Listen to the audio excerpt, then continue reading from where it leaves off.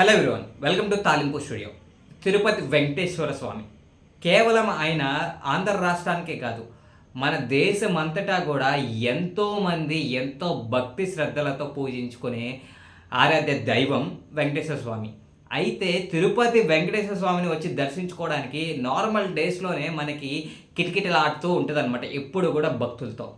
ఎప్పటికప్పుడు crowd management విషయంలో తిరుమల దేవస్థానం జాగ్రత్తలు తీసుకుంటూనే ఉంది. వైకుంఠ ఏకాదశి, ఈ వైకుంఠ ఏకాదశి రోజుల్లో వెంకటేశ్వర స్వామిని గనక దర్శించుకుంటే జీవితంలో అంతటి మహాభాగ్యం లేదు అని చెప్పి ఎంతోమంది భావిస్తూ ఉంటారు. ఈ వైకుంఠ ఏకాదశి డిసెంబర్ జనవరిలో శుక్లపక్షంలో వచ్చే 11వ రోజున వస్తుందన్నమాట. ఈసారి జనవరి 10, 11, 12వ తేదీల్లో వచ్చింది. ఈ సందర్భంగా తిరుమల దేవస్థానం వాళ్ళు ఒక అనౌన్స్మెంట్ ఇచ్చారు. ఈ వైకుంఠ ఏకాదశికి స్పెషల్ దర్శన టికెట్స్, అంటే వైకుంఠ ద్వారముల ద్వారా దర్శనానికి వెళ్ళొచ్చు అనమాట. ఈ దర్శనానికి టికెట్లు పలు రోజున తిరుపతిలో ఇవ్వబడును అని చెప్పి తిరుమల దేవస్థానం అనౌన్స్మెంట్ చేసింది. ఎప్పుడైతే ఈ అనౌన్స్మెంట్ జరిగిందో తిరుమల దేవస్థానం వాళ్ళు చెప్పిన డేట్కి భక్తులు పలు రాష్ట్రాల నుంచి తండోపతండాలుగా వచ్చేసారనమాట.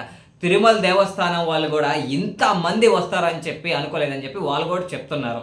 అయితే వీళ్ళు ఈ భక్తులందరినీ కూడా మేనేజ్ చేయడానికి విష్ణు నివాసం నుంచి 1 కిలోమీటర్ దూరంలో ఉన్న ఒక పార్క్లో ఉంచారంట.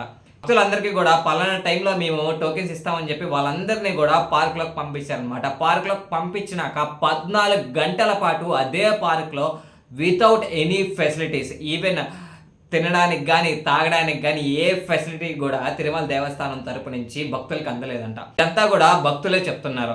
తిరుమల దేవస్థానం వల్ల అట్లీస్ట్ మంచినీళ్ళు కూడా మాకు అందించలేదు, ఏదో మురికి అక్కడ మాకు ఏదైతే పార్క్ ఇచ్చారో ఆ పార్కుల దగ్గర వాటర్ పడేసింది, బురదగా ఉంది, కూర్చోడానికి కూడా మాకు అవకాశం లేకుండా పోయింది అని చెప్పి అక్కడ క్యూలో నించున్న భక్తులు ఈ ఏదైతే తొక్కిసలాట జరిగిందో దాని తర్వాత మీడియా పీపుల్కి చెప్పడం అయితే జరిగింది.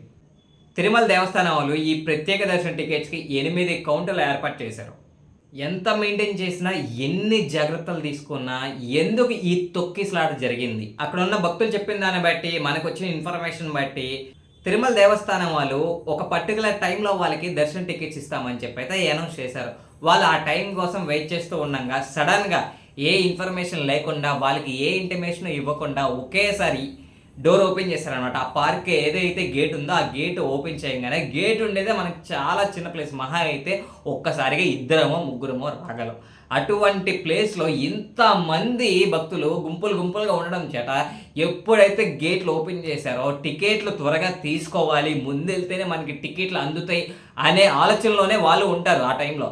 సో ఎప్పుడైతే గేట్లు ఓపెన్ చేస్తారో వెంటనే గుంపుగా ఒక్కసారిగా తండలుగా వచ్చారనమాట. అంతమంది క్రౌడ్ ఒకేసారి వచ్చేసేటప్పటికి పోలీసు వాళ్ళు కానీ టీటీడీ వాళ్ళు కానీ ఏ కంట్రోల్ చేయలేకపోయారు. ఈ తొక్కిసలాట్లో 6 చనిపోగా 40 మంది హాస్పిటల్ పాలయ్యారనమాట. వాళ్ళందరూ కూడా సీరియస్గానే ఉన్నారు. అయితే తిరుమల దేవస్థానానికి సంబంధించిన అధికారులు కానివ్వండి, అక్కడ తిరుపతి ఎమ్మెల్యే కానివ్వండి, వాళ్ళు ఏం చెప్తున్నారంటే మేము ది బెస్ట్ ట్రీట్మెంట్ వాళ్ళకి అందిస్తున్నాము, వాళ్ళకి ఏ ప్రాబ్లం లేకుండా చూసుకుంటామని అయితే చెప్తున్నారు.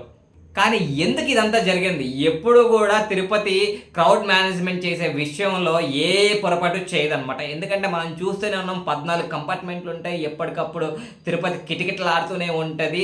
కానీ ఎప్పుడూ ఇటువంటిది జరగలేదు. ఇప్పుడే ఎందుకు జరిగింది అనే దాని మీద చాలా ప్రశ్నలకు దారితీస్తుంది అనమాట ఈ తొక్కిసలాట. తిరుమల దేవస్థానం వాళ్ళు ఒక్కటే ఆన్సర్ మీద ఉన్నారు. మేము చాలా ప్రయత్నించాము కంట్రోల్ చేయడానికి, కానీ మా వల్ల అవ్వలేదు, మేము అనుకున్న దానికన్నా చాలా మోతాదులో భక్తులు ఎక్కువగా వచ్చేసారు అని చెప్పి తిరుమల దేవస్థానం వాళ్ళు అంటున్నారు. ఇదే విషయం మీద పవన్ కళ్యాణ్ గారు మాట్లాడుతూ, తిరుమల దేవస్థానం క్రౌడ్ మేనేజ్మెంట్ చేసే విషయంలో మన దేశంలో అన్ని ఆలయాల కన్నా కూడా నెంబర్ 1 ఆలయము, మిగతా నార్త్ స్టేట్ నుంచి కూడా క్రౌడ్ మేనేజ్మెంట్ విషయం ఎలా హ్యాండిల్ చేయాలని తెలుసుకోవడానికి మన తిరుపతికి వచ్చి తెలుసుకొని వెళ్తూ ఉంటారు అని చెప్పి పవన్ కళ్యాణ్ చెప్తూ ఉంటున్నారు. అదేవిధంగా తప్పు అయితే జరిగింది, ఆ తప్పుకి పూర్తి బాధ్యత మా ప్రభుత్వం వహిస్తుంది. కానీ ఇది కేవలం యాదృచ్ఛికంగానే జరిగిందా లేదా ఎవరి వల్ల అయినా జరిగిందా అనే కోణంలో కూడా ఆలోచిస్తాము. అండ్ పోలీసులు వాళ్ళ వైఫల్యం కూడా చాలా ఉంది. ఎందుకంటే పోలీసులు మస్ట్ అండ్ షుడ్ ప్రతిదీ ఇన్స్ట్రక్షన్స్ ఇచ్చుకుంటూ భక్తులకు కానీ అక్కడ ఉన్న సిబ్బంది కానీ ప్రతి ఒక్కరికి కూడా ఒక పర్టికులర్ ఇన్స్ట్రక్షన్స్ ఇచ్చుకుంటూ వెళ్ళుంటే ఇంత జరిగేది కాదేమో. ఎందుకంటే అందరూ అంటున్నట్టుగా తిరుపతికి ఇంతమంది తండోపతండాలుగా భక్తులు రావడం ఇదేమీ మొదటిసారి కాదు మనకి. అలాగే వైకుంఠ ఏకాదశి అనేది కూడా ఇది ఫస్ట్ టైం కాదు కదా వచ్చింది. నాకు తెలిసినంత వరకు తిరుమల తిరుపతి దేవస్థానం చెప్తున్న రీజన్ కరెక్ట్ కాదు అనేది నా ఫీలింగ్. ఎందుకంటే వైకుంఠ ఏకాదశి అనేది ఇది మొదటిసారి కాదు జరిగేది, చాలాసార్లు జరిగింది. ప్రతిసారి కూడా భక్తులు ఇదే విధంగా వస్తూ ఉంటారు దర్శనానికి. కానీ ఈసారి ఇలా ఎందుకు జరిగింది అంటే పొలిటికల్ వాళ్ళు పలు రకాలుగా అంటున్నారు అనమాట. కొంతమంది ఏమో గత ప్రభుత్వం ఈ టోకెన్స్ వ్యవహారం పెట్టడం వల్లే ఇదంతా జరిగింది అని, అంతకుముందు ఈ టోకెన్స్ ఏవీ లేకుండా చాలా సజావుగా చక్కగా భక్తులు వచ్చి వెంకటేశ్వర స్వామి వారిని దర్శించుకొని చక్కగా సంతోషంగా ఇంటికి వెళ్ళేవారు అని చెప్పి చెప్తున్నారు. తొక్కిసారి జరిగినాక చంద్రబాబు నాయుడు గారు ఘటనా స్థలానికి వెళ్ళి తిరుమల తిరుపతి దేవస్థానం అధికారులను కానీ కలెక్టర్ గారిని కానీ ఏదైతే అక్కడ మేనేజ్మెంట్ చేశారో వాళ్ళందరి మీద కూడా చాలా సీరియస్ అయ్యారనమాట. ఫస్ట్ మినిమం కామన్ సెన్స్ అనేది ఉండాలి కదా. ఎందుకు అంటే ఆ టైంలో హ్యూమన్ సైకాలజీ అనేది ఏ విధంగా ఉంటుంది, భక్తులందరూ కూడా ఎప్పుడు గేట్స్ ఓపెన్ చేస్తారా, ఎప్పుడు టికెట్స్ తీసుకుందామా అనే పాయింట్లోనే ఉంటారు తప్ప వాళ్ళు లైన్లో వెళ్ళాలి, క్యూలో వెళ్ళాలి అని చెప్పి ఉండదు కదా. అండ్ మీరు అక్కడ ఇచ్చిన స్పేస్ ఎంత, ఇంత చిన్న స్పేస్లో అంతమంది వాల్యూమ్ ఆఫ్ పీపుల్ ఉన్నప్పుడు మీరు ఒక్కసారిగా గేట్ ఎలా ఓపెన్ చేసేస్తారు?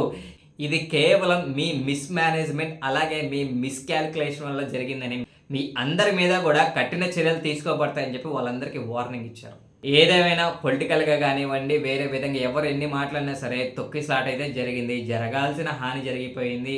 ఇప్పుడు మనందరం కోరుకోవాల్సింది ఏంటి అంటే ఆసుపత్రిలో గాయాలై ట్రీట్మెంట్ పొందుతున్న ప్రతి ఒక్కరు కూడా ఆ వెంకటేశ్వర స్వామి వల్ల త్వరగా నయం అయ్యి త్వరగా కోలుకోవాలని చెప్పి కోరుకుందాం. డెఫినెట్లీ మన వీడియోని ఇంతవరకు చూస్తూ వచ్చారంటే మన కంటెంట్ ఖచ్చితంగా మీకు నచ్చుతున్నట్టే. అందుకే మర్చిపోకుండా please like, share and subscribe తాలింపు స్టూడియో. సైనింగ్ ఆఫ్, భార్గవ గురు.